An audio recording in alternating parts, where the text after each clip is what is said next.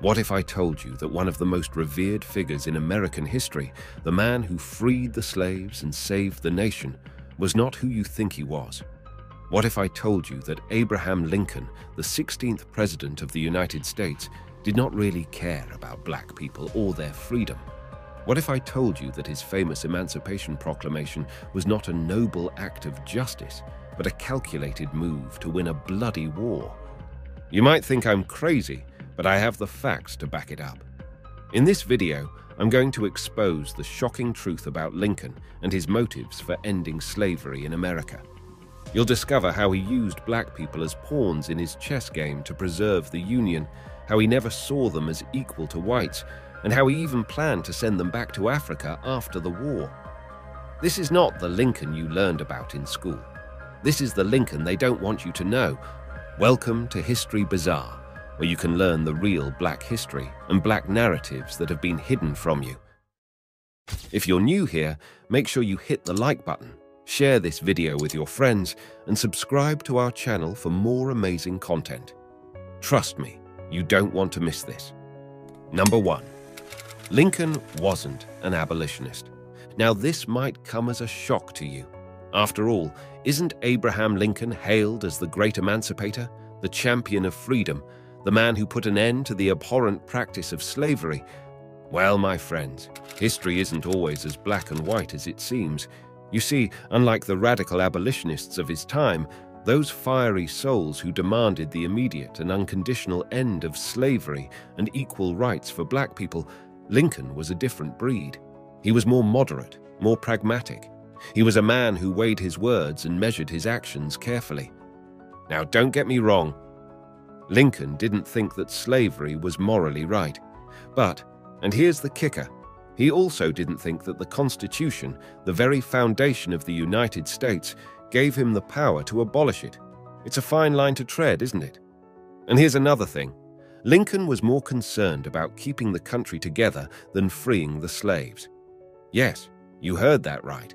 His primary goal was preserving the Union, the United States as a whole, even if it meant letting the institution of slavery persist. In fact, he once said, "If I could save the Union without freeing any slave, I would do it." Can you imagine that? The man we've been taught to revere as the great emancipator, saying he would let slavery continue if it meant saving the Union. Number 2. Lincoln's Emancipation Proclamation was a war strategy. Now, brace yourself for this one. The Emancipation Proclamation, one of the most celebrated documents in American history, wasn't exactly what it seemed. It wasn't a grand declaration of human rights as we've been led to believe. No, it was a military tactic, a strategic move in the chess game of war. Picture this. It's January 1st, 1863. The Civil War is in full swing, with the Union forces struggling to defeat the Confederate states that had seceded over slavery. The nation is in turmoil, families torn apart, brother fighting against brother. And in the midst of this chaos, Lincoln makes his move. He issues the Emancipation Proclamation, declaring that all slaves in the rebel states were free. But here's the catch.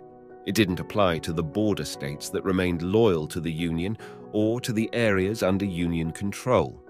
It was a selective freedom, a freedom with conditions. And it didn't stop there. The proclamation also didn't grant citizenship or voting rights to the freed slaves. They were free, but they weren't equal. They were still second-class citizens in the land of the free. So why did Lincoln do it?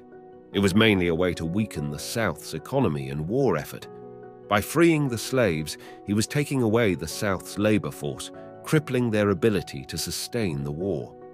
He was also encouraging black men to join the Union Army to fight for the very freedom that had been denied to them. And there was another reason. Lincoln hoped that by freeing the slaves, he would gain the support of Britain and France. These nations were opposed to slavery and might have intervened on the side of the Confederacy. By issuing the Emancipation Proclamation, Lincoln was sending a clear message. The Union was on the side of freedom. But let's not mince words here. The Emancipation Proclamation was a clever move, a brilliant strategy. But it was not a moral one. It was a means to an end, a tool in the hands of a leader desperate to preserve the Union at any cost. Lincoln didn't believe in racial equality. Now, this is where things get really interesting. You see, even though Lincoln freed the slaves, he didn't actually believe that they were equal to whites. Yes, you heard that right. The man who is celebrated for ending slavery didn't believe in the very essence of equality. He didn't think that black people and white people could live together in harmony. He saw them as fundamentally different, not just in terms of their skin color, but in their intelligence, culture, and morality. He believed that black people were inferior and that they should be colonized in another country, preferably in Africa or Central America. It's a harsh truth, but it's a part of our history that we need to confront. Lincoln supported various schemes to relocate the freed slaves. He even met with a delegation of black leaders in 1862 to persuade them to agree to his plan. Can you imagine that conversation? The newly freed slaves, full of hope and dreams for a better future, being told that they were not wanted, that they were not seen as equals, that they were not seen as Americans. He said, "You and we are different races.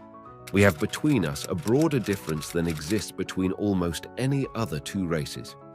This physical difference is a great disadvantage to us both, as I think your race suffer very greatly, many of them by living among us, while ours suffer from your presence." These words, coming from the mouth of one of the most revered figures in American history, are a stark reminder of the deep-seated racism that pervaded the society of that time. Lincoln's vision of America was a white one. He didn't see a place for black people in it. He saw them as outsiders, as others, as less than. It's a painful truth, but it's one that we need to acknowledge and learn from. Number 4, Lincoln's legacy is complicated. Now, this is where we really get into the heart of the matter. Lincoln, despite his flaws and contradictions, was not a villain. He was a complex and imperfect human being, just like all of us. He faced extraordinary challenges and made difficult decisions, decisions that would shape the course of history. He was a man of his time, influenced by the prevailing attitudes and prejudices of his society. But he was also a man capable of change, of growth. He did have some genuine compassion and respect for black people, and he evolved in his views over the course of his presidency. This evolution is a testament to his ability to learn, to adapt, and to strive for a better future. Lincoln was instrumental in passing the 13th Amendment, which abolished slavery for good. This was a monumental achievement, a beacon of hope in a time of darkness. He also expressed support for granting some rights to black men, such as voting and education. These actions showed a willingness to challenge the status quo, to push for progress, even in the face of adversity. But Lincoln also paid a high price for his actions. He was assassinated by a pro-slavery fanatic in 1865, a tragic end to a life dedicated to service. His death was a stark reminder of the deep divisions in the country, divisions that we are still grappling with today. Lincoln's legacy is not black and white, but shades of gray. He was not the great emancipator, but he was not the great oppressor either. He was a man who changed history for better or for worse. He was a man who dared to dream of a better future, who dared to take action, who dared to make a difference. As we continue our journey through history, let's keep these lessons in mind.